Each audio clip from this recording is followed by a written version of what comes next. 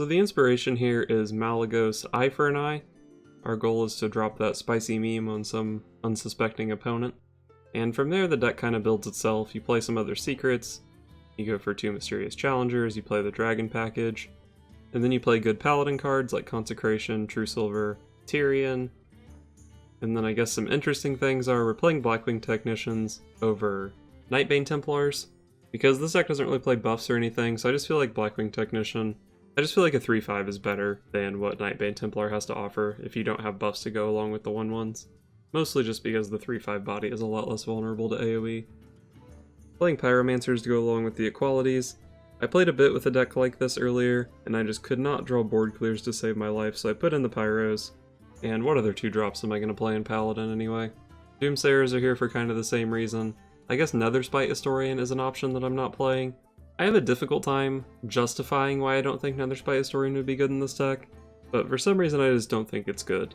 If you disagree, maybe you can drop the Doomsayers for Netherspite Historians, maybe that'll work out. And then I guess the only other interesting thing is 1 copy of Forbidden Healing.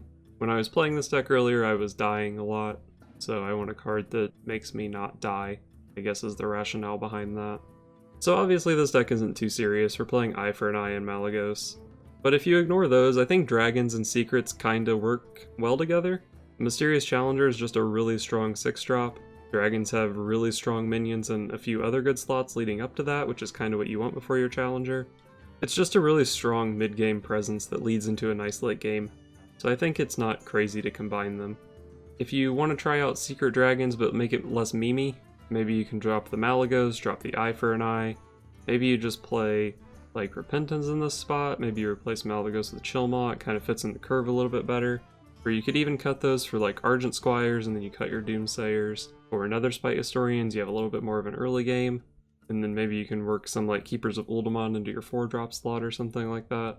And then maybe once you're playing Keeper of Uldaman, you cut the Blackwing Technicians for Nightbane Templars. I think there are a lot of things you can do with a list like this. But if you're playing Eye for an Eye and Malygos for some reason, this is probably the best way to do it. Uther versus Malfurion. I must protect the wild. I will fight with honor.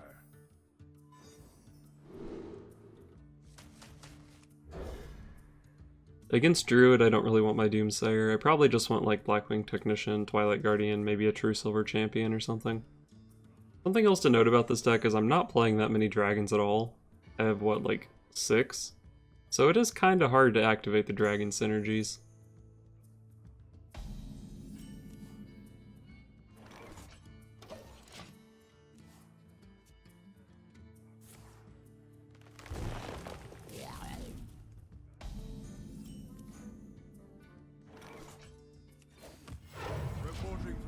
I wonder if the Living Roots there indicates that this is more of a Beast Druid list. If you know that you're playing against Control Paladin, I don't see much reason for a spell-based Druid to make 1/1s right there. Maybe he's just afraid that I'm an aggro deck, but I haven't seen an aggressive Paladin in quite a long time. So on turn 4, he might be trying to develop Mire Keeper. If I play Doomsayer, it might deny that, but if I play Doomsayer here, I don't have any follow-up to take advantage of the tempo I gain from it. And there's not really much I could draw into to take advantage of it either. So I think I'm just going to Hero Power Pass here.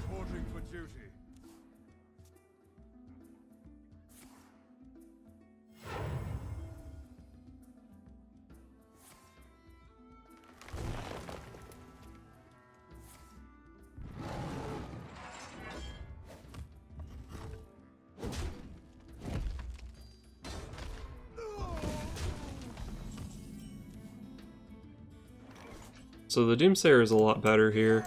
He has more mana, so there's more likelihood that he wants to develop something. And if it goes off, I can follow up with Dragon Consort into Mysterious Challenger, and then Tyrion soon after.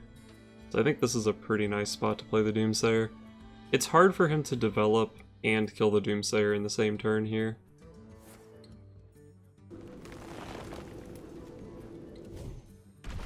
Looks like he's just going to spend his time drawing a card.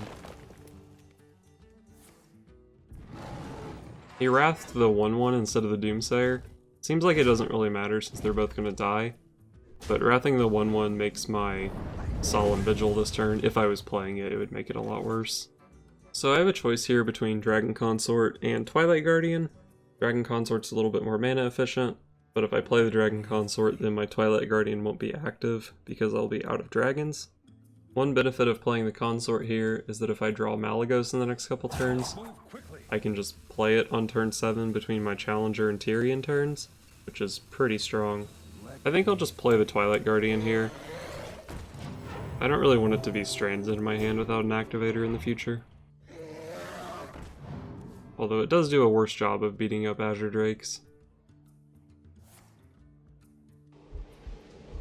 But it does better against Swipe.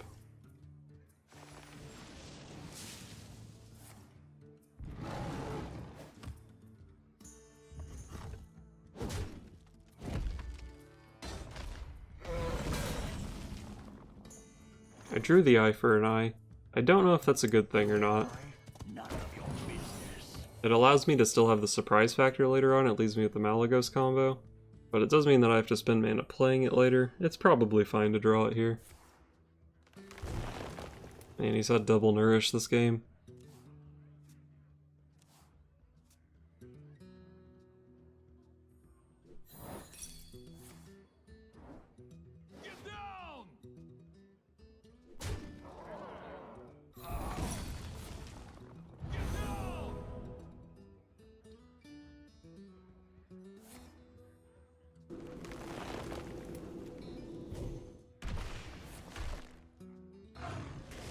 Both of his Living Roots are gone, so his Malygos plays should be a lot weaker.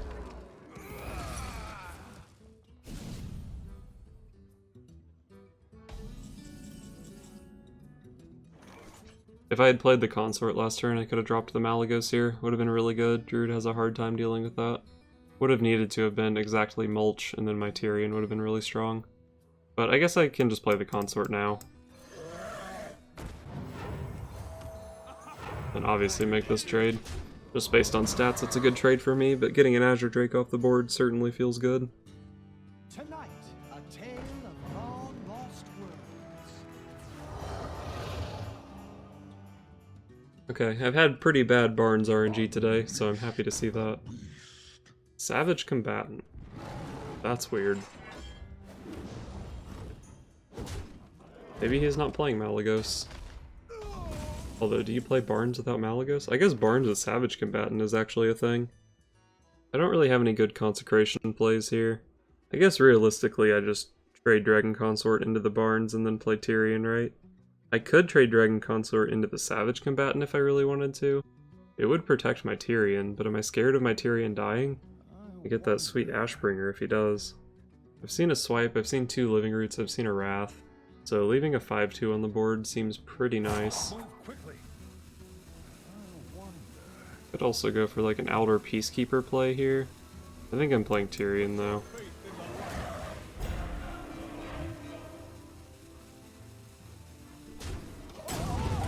I guess if he has Mulch, then my 5/2 is really weak to his hero power, maybe that's a thing. The menagerie is for guests only. He only drew 1 card. How many Azure Drakes have I seen? Just the 1? But I mean, if you're playing Curator, you're playing Malygos, right? So he can kill Tyrion by sending both of his guys, or by sending his guy and his face into it. Okay, he's gonna use Moonfire, and the Moonfire does confirm that he's playing Malygos. And he's played 1 Moonfire double Living Roots, so his Malygos shouldn't be very good.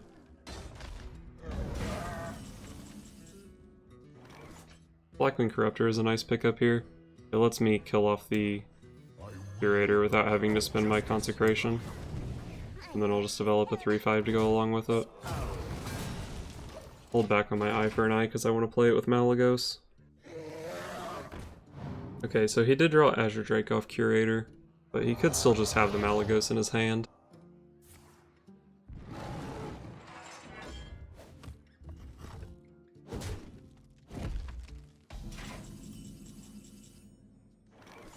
So he's at 20. I could just blast him for 13 here. With his hero power, he would go up to 8. So Malygos Eye for an Eye would be pretty unlikely to actually kill him, since he could just hero power into my face. So I guess I need to make a more substantial play than that. Probably just going to go for the Elder Peacekeeper on the 8/8. use the weapon on the Azure Drake. I think I'm pretty secure in using the weapon on the Azure Drake, because like I said, he's used 2 Living Roots and a Moonfire, so even if he has Malygos in hand, I'm not that likely to die. I guess the question is, what do I play along with the Peacekeeper? I can play the Mysterious Challenger, it's pretty solid, or I can just drop Malygos. It's mulch or bust if I play Malygos. So I guess I'll just play Malygos.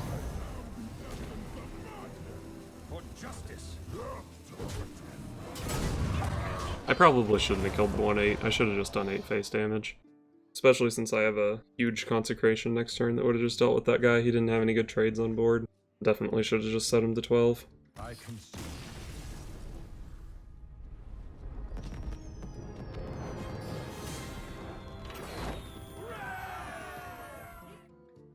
Uther versus Thrall.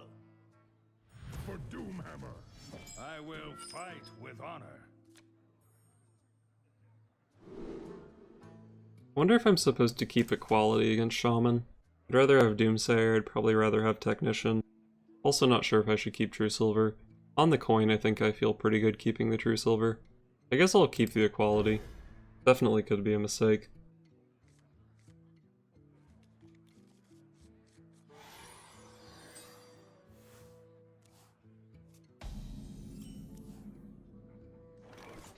I could play Redemption here, assuming that I'm going to play Doomsayer next turn, and then if he killed Doomsayer, I'd have a 1 health Doomsayer to follow it up. So say he played like Totem Golem, I played Doomsayer, he would need 4 damage on 2 mana. That's very hard to do, so I don't think there's much point in playing the Redemption here.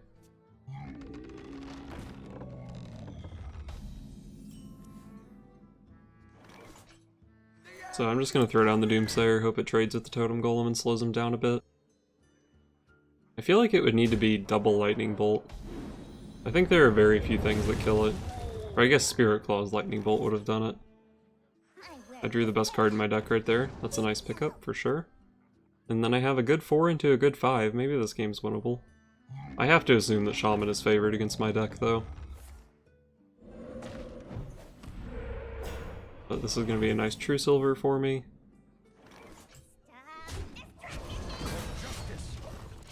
None of my coin plays really made sense. And I guess I could have played the Technician there, but it's gotta be better to just kill off the 3/4, right?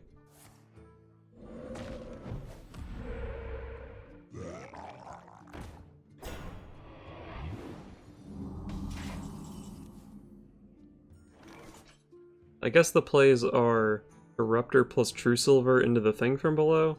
That doesn't feel great. Let me think. Alternatively, what do I do? Just Elder Peacekeep it? And then like send in my dude in the True Silver, or just send in my dude? Peacekeeper, Coin, Technician, I guess is a thing I could do. There aren't really that many better Elder Peacekeeper targets in the deck, but it's not a great use of the card right here. I think I should just Corruptor here. It puts a nice solid body on the board, and it lets me get through the thing from below to kill this healing totem this turn. I don't know, there were a couple different lines of play there, and I don't think any of them were particularly good.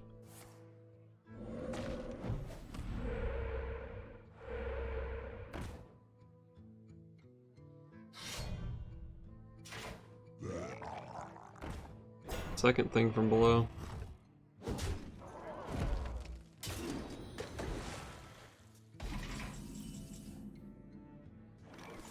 So if I Consecration here, I still need to send 3 damage into the thing from below. Consecration here actually seems quite bad. But the Elder Peacekeeper here is a lot better than it was last turn, because it lets me keep this guy alive, which lets me push through and kill off this totem. Now unfortunately I have to leave the spell damage up, which means this weapon can get good trades, but it also means that Lightning Storm is really strong. So if I play my other Technician here and he has Lightning Storm, I feel like I'm just going to get blown out.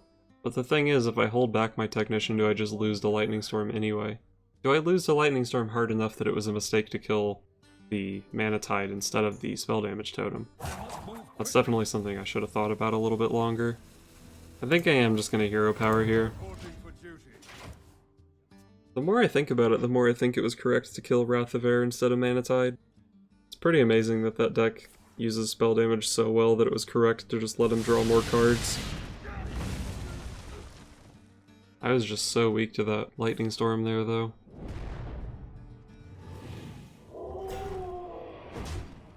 Why is he going face with the Spirit Claws? Well, I have a really solid pair of minions here, so I guess I just throw him down. The 3/6, given his board state, is actually pretty annoying to deal with, but if he has like second Lightning Storm or maybe a Maelstrom Portal, could be trouble for me. Lightning Bolt's good too, lets him clear my board.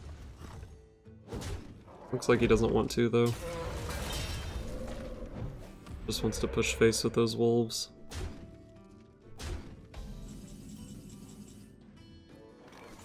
Unfortunately, if I play Tyrion here, it probably gets hexed like 80% of the time, maybe more. But what's my alternative? Just play a Dragon Consort? Seems kinda shitty. At least Tyrion forces him to have the hex.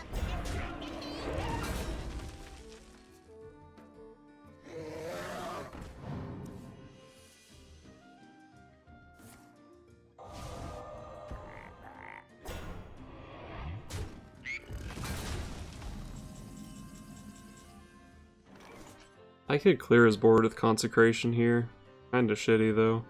It basically just kills the 2 totems and does a couple damage to the Azure Drake. I still have to send my 3/3 into his wolf. Alternatively, I can just Corruptor the 2/3, send my 3/3 into the spell damage totem, and then like coin out a Dragon Consort. That seems pretty solid. I do have to use my coin though, which means no Dragon Consort into Malygos Coin Consecration. That's probably not really a thing I need to worry about.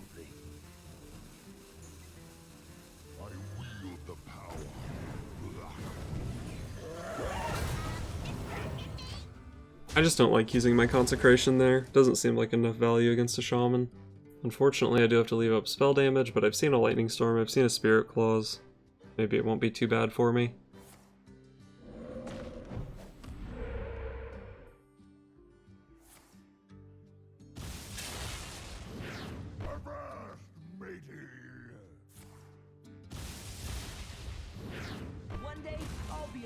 Double Maelstrom Portal was pretty gross.